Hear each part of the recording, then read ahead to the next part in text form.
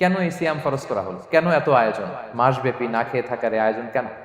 This is the prime objective of সিয়াম।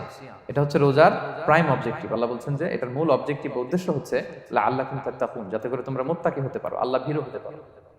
এজন্য এই যে রোজা সিয়াম যে সাধন করছেন, পালন করছেন, আপনি এটা ফিল করবেন যে আমার তাকওয়ার লেভেলটা ডেভেলপ করতেছি কিনা, আমার তাকওয়া বাড়তেছে কিনা। তাকওয়া হচ্ছে এই এই ফিলিংসটা মনের মধ্যে আসা যে কেউ দেখে না কিন্তু আল্লাহ দেখে। কেউ দেখে না, সবার চোখকে ফাঁকি দেওয়া যায়, কিন্তু ফাঁকি দেওয়া যায় না একজনের চোখ। কার চোখ? আল্লাহর চোখ কিন্তু ফাঁকি দেওয়া যায় না। এই জন্য শুধু সিয়ামের সাথে আল্লাহ স্পেশালি বলেছেন লাআল্লাকুম তাত্তাকুন, যাতে করে তোমরা মুত্তাকি হতে পারো।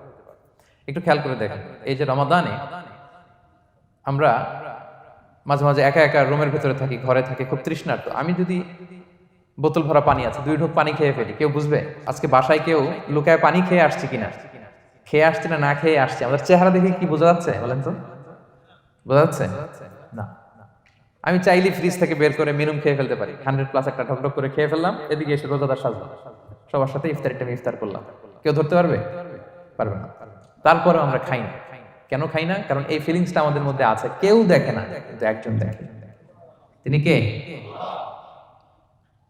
লাআল্লাকুম তাত্তাকুন।